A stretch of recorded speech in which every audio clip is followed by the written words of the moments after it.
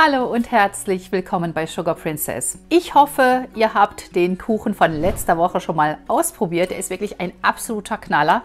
Wer ihn noch nicht gesehen hat, unbedingt ausprobieren. Hier ist er. Und diese Woche zeige ich euch etwas Ähnliches, nämlich auch eine Kombination aus zwei Klassikern. Ein klassischer Apfelkuchen kombiniert mit einem Bienenstich und das gibt dann eine Apfel-Bienenstichtorte, genau das Richtige für die Herbstzeit. Und der Kuchen besteht aus einem klassischen Mürbeteig, einer leckeren Rahmapfelfülle mit Rosinen oder wer sie nicht mag, kann sie auch weglassen und natürlich der leckeren Bienenstichdecke.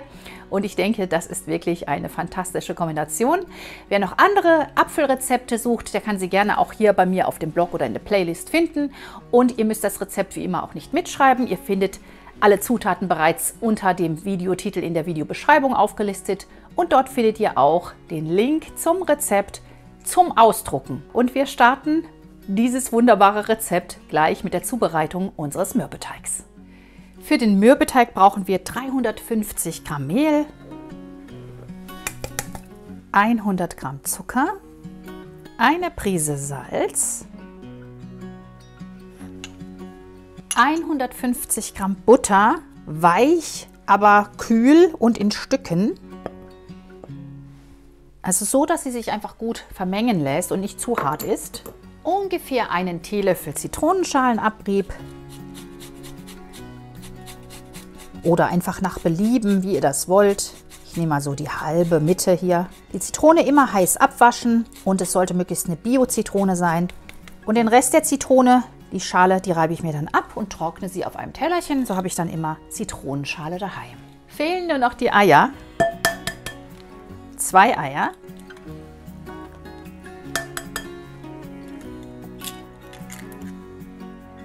Und nun wird alles rasch mit den Knethaken des Rührgeräts vermengt.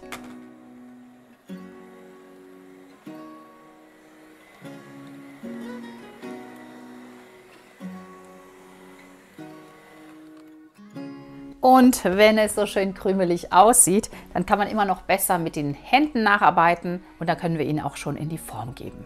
Einfach gerade noch so ein bisschen zusammenkneten mit den Fingern und da verbindet sich auch schon alles. Da sollte man möglichst nicht zu lange kneten, damit unser Teig schön mürbe bleibt. Und so einen Teig könnt ihr auch sehr gerne am Vortag zubereiten und ihn dann einen Tag im Kühlschrank einfach ziehen lassen. Gerne auch mit der Faust so reindrücken oder gerne auch auf der Arbeitsfläche arbeiten, dann ist es einfacher.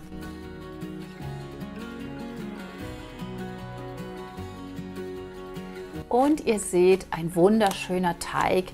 Ganz, ganz zart ist entstanden. Die Form ist jetzt 26 cm im Durchmesser. Ich habe sie leicht gefettet und gemehlt. Jetzt kann man einfach den Teig in die Form legen und den Rand hochdrücken oder man formt sich nachher den Rand aus einem Drittel des Teiges. Das machen wir jetzt mal so. Ein Drittel nehmen wir ab und legen uns dieses Stück in die Form und drücken es einfach in der Form flach. Sehr gerne könnt ihr den Teig auch ausrollen, ganz wie ihr das am liebsten macht. Schauen, dass der Teig schön gleichmäßig in der Form verteilt ist. Gerne auch nochmal mit der flachen Hand drücken oder mit einem Glas. Das ist auch eine Möglichkeit. So, jetzt sind wir bis zum Rand. Jetzt nehmen wir uns das restliche Drittel und formen uns einfach Rollen, die wir dann hier am Rand entlang legen. Auch die wieder möglichst gleichmäßig ausformen. In kleineren Portionen geht es immer einfacher. Die letzte Rolle. Und dann können wir hier den Rand hochdrücken. Ich drücke den Rand immer bis zu dieser Linie hier hoch. Vielleicht habt ihr auch eine Linie bei euch in der Form. Oder sonst einfach so etwa 3-4 cm hochdrücken. Gut verbinden die Stücke.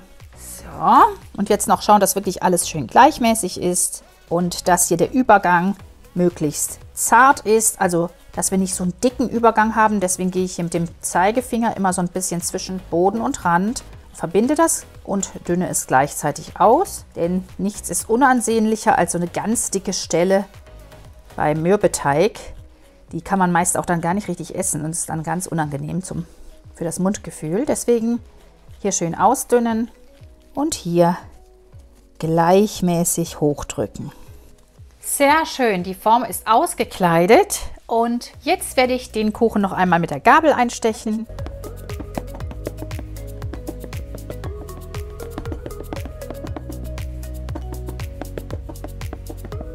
Das langt. Der Rand muss nicht mit der Gabel eingestochen werden. Ich habe das letztens in einem Video gesehen. Das ist wirklich Quatsch. Braucht man nicht. Es geht darum, dass einfach der Boden möglichst ohne Blasen zu schlagen durchbäckt und dass auch die Füllung gut garen kann, dass die Unterhitze gut durchkommt. Okay, also kalt stellen. Während nun der Teig kühl steht, können wir uns schon mal die Äpfel schälen. Ich habe hier wunderschöne Äpfel, die meine Tochter gesammelt hat. Das sind Backäpfel, säuerliche Äpfel. Einfach schälen, vierteln, entkernen und dann in kleinere Stücke schneiden, so wie ihr es gerne hättet. Das Kerngehäuse rausnehmen natürlich.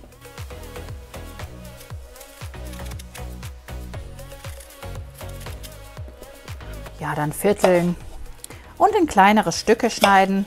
Ich denke, so ungefähr so könnte es funktionieren. Die Viertel dann nochmal jeweils kleiner schneiden. Und das machen wir jetzt mit den ganzen 1,5 Kilogramm säuerlichen Äpfeln. So, die Äpfel sind fertig. Dazu kommt natürlich jetzt noch etwas Zucker, Zimt. Wenn ihr wollt, Rosinen, die habe ich mir in Rum eingeweicht. Für eine Weile 2 Esslöffel Rum einfach dazu gegeben. Wenn ihr das nicht wollt, könnt ihr auch Apfelsaft nehmen. Das können wir uns eigentlich abgießen und den Rum dann einfach für die Quarkcreme noch verwenden. Also nicht verwerfen. 80 Gramm braunen Zucker hinzu. Das vermengen wir uns jetzt gleich alles miteinander. Und dann nach Belieben Zimt. 1 bis 2 Teelöffel.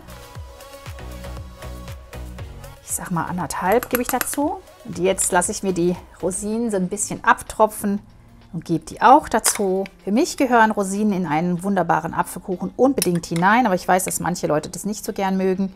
Also ihr könnt sie auch einfach weglassen, durch Cranberries ersetzen oder, ja, wie gesagt, in Apfelsaft einweichen. Und jetzt muss man natürlich das Ganze so ein bisschen miteinander vermischen noch, dass die Äpfel alle so eine schöne Umhüllung haben mit Zimt und Zucker und Rosinen. Also einmal so ein bisschen umheben. 1,5 Kilogramm, allerdings mit Schale und Kerngehäuse gewogen. Also das ist jetzt etwas weniger hier. Und ich finde eigentlich, ist besser, wenn ich jetzt noch ein bisschen Flüssigkeit hinzugebe. Ganz bisschen von dem Rum. Oder geben wir es ganz dazu. Plan geändert. Denn dann verbindet es sich auch besser mit den Äpfeln. Und die Äpfel sind eh sehr trocken. Also müsst gucken, wenn ihr sehr saftige Äpfel habt, dann vielleicht den Rum lieber zu der Füllung dazugeben. Denn die Äpfel kommen jetzt gleich auf den Boden. Und der Boden soll ja möglichst nicht durchsaften, sondern schön knusprig bleiben. Jetzt brauchen wir unsere gekühlte Form und geben die Äpfel hier auf unseren gekühlten Boden. Der wird nicht vorgebacken. Dann kommt noch unsere Creme oben auf und am Schluss dann erst unsere Bienenstichdecke. So, der Boden ist richtig schön hart geworden. Ich hatte die Form jetzt eine halbe Stunde im Tiefkühler. Der Ofen ist vorgeheizt auf 200 Grad Ober-Unterhitze. Ganz, ganz wichtig, das sollte schon richtig Temperatur sein. Und wir geben sie darauf.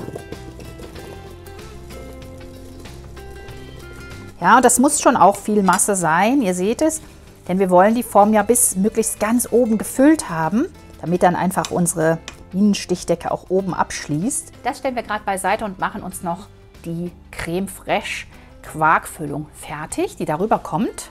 So, und für unsere Quark Creme Fraiche Creme nehme ich hier etwas Creme Fraiche, 150 Gramm. Und dazu kommt 100 Gramm Quark, 2 Esslöffel Vanillezucker und ihr wisst es, ich gebe gerne noch etwas Vanillepaste hinzu. Ein Teelöffel ungefähr, dann intensiviert sich der Vanillegeschmack. Das finde ich passt wunderbar dazu. Ein Esslöffel Speisestärke. Das kann auch gerne ein Esslöffel Puddingpulver sein. Das können wir alles schon mal so ein bisschen miteinander vermengen.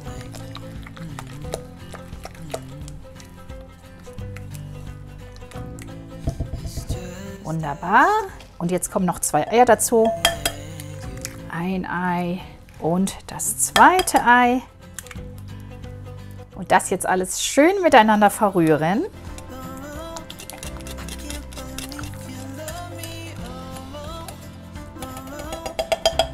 Gerne auch noch etwas abschmecken und vielleicht auch etwas Zitrone noch hinzugeben. Und sobald das hier so wunderschön miteinander alles verbunden ist, der Zucker sich so ein bisschen aufgelöst hat, können wir es auf die Äpfel verteilen.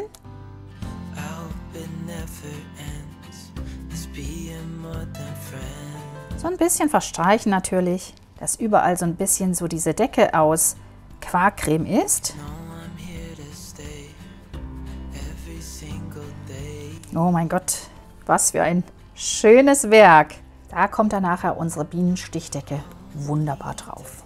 So darf nun unser Kuchen 30 Minuten im unteren Drittel bei 200 Grad Ober-Unterhitze backen und in der Zeit werden wir uns die Bienenstichdecke vorbereiten.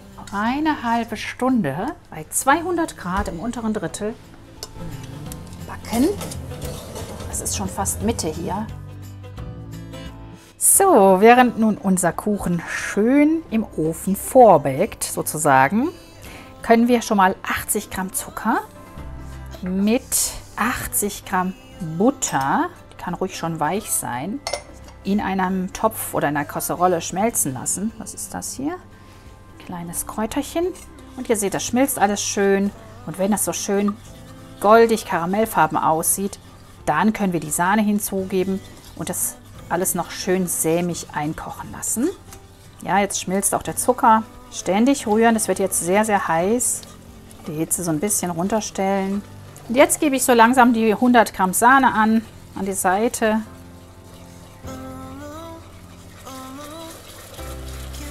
Vorsichtig die Sahne angießen.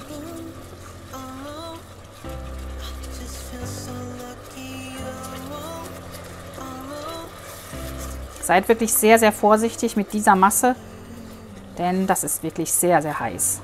100 Gramm Sahne. Und das kochen wir jetzt noch einmal miteinander auf und lassen es so ein bisschen sämig einkochen. Dabei bleiben auf jeden Fall und unter ständigem Rühren einkochen lassen. Die Hitze runterstellen und so 2-3 Minuten und dann können wir auch schon unsere Mandelblättchen dazugeben. Und jetzt gebe ich einfach die Mandeln hinzu.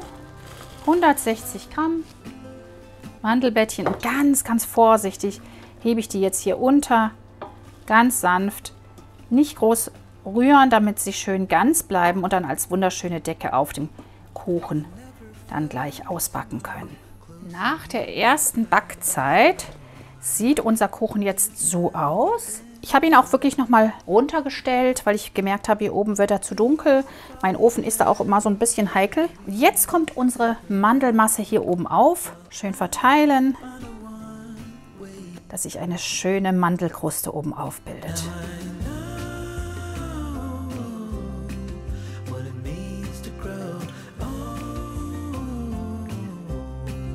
Und jetzt wirklich auch bis zum Rand gehen. Das darf ruhig über den schon angebackenen Rand hinausgehen, so ein bisschen.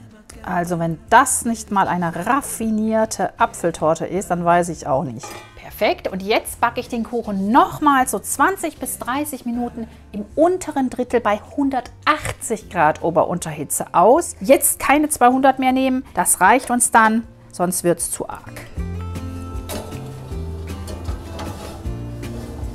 So, nach 20 Minuten sieht mein Kuchen so aus. Wahnsinnig schön geworden. Die Bienenstichdecke ist richtig schön goldbraun gebacken. 20 Minuten haben ausgereicht, also ein bisschen dabei bleiben, dass er nicht zu dunkel wird. Und ich lasse ihn jetzt in der Form auskühlen und schneide ihn erst an, wenn er vollständig innen drin ausgekühlt ist. Ich habe die Torte in der Form abkühlen lassen und sie ist wunderbar geworden. Ließ sich auch ganz einfach aus dem Ring entfernen. Es gibt etwas Kaffee.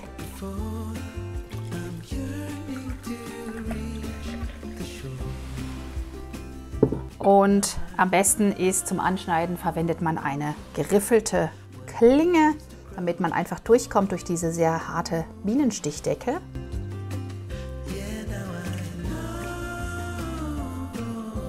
Oder vielleicht auch direkt nach dem Backen schon einteilen. Dann ist die Decke noch weich.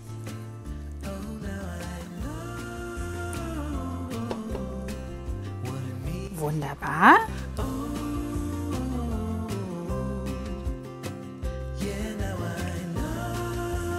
Und schaut euch das mal an. Wunderschön, ein fantastischer Apfelkuchen mit Bienenstichhaube. Und natürlich braucht man dazu auch etwas Sahne, das ist vollkommen klar. Deswegen habe ich mir die hier schon hingestellt. Dann gebe ich schon mal einen Klacks Sahne oben auf. Das muss ja sein bei einer Apfeltorte.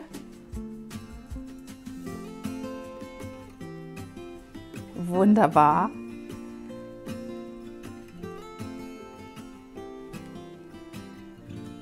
Die Torte duftet richtig lecker und ich liebe ja Bienenstich und Apfelkuchen sowieso. Also wieder so eine Kombination, der man nicht widerstehen kann.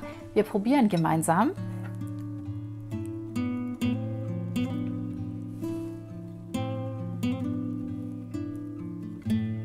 Ein bisschen Sahne gebe ich noch auf meinen Löffel. Das muss sein. Sahne gehört zu einer Apfeltorte unbedingt dazu.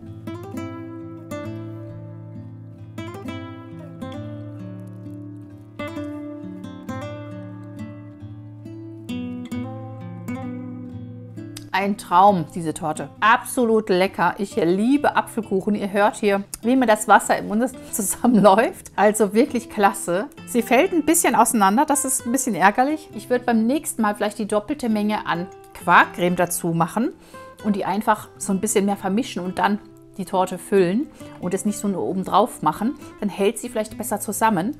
Ansonsten vom Geschmack her einfach wahnsinnig lecker. Auch mit dem Bienenstich oben drauf. Ihr hört es, mir läuft das Wasser immer noch im Mund zusammen. Ich werde sie jetzt gleich genüsslich zu Ende essen und hoffe, dass ihr diese wunderschöne Torte einmal nachbackt. Dann natürlich nicht vergessen, Sahne dazu zu servieren und ich wünsche euch ganz viel Spaß dabei. Das war meine raffinierte Apfel-Bienenstich-Torte. Ich hoffe, euch hat das Rezept gefallen. Wenn ja, dann gebt mir gerne einen Daumen nach oben. Abonniert den Kanal, falls ihr es noch nicht getan habt. Denn jeden Sonntag um 10 Uhr gibt es ja ein neues Torten- oder Kuchenvideo. Also damit ihr nichts verpasst, abonnieren und gleich die kleine Glocke drücken. Und wie gesagt, den Link zum Rezept findet ihr hier unten unter dem Titel in der Videobeschreibung und hier auf dem kleinen i. Wir sehen uns nächste Woche hier wieder um 10 Uhr am Sonntag. Bis dahin macht's gut, viel Spaß beim Backen. Tschüss!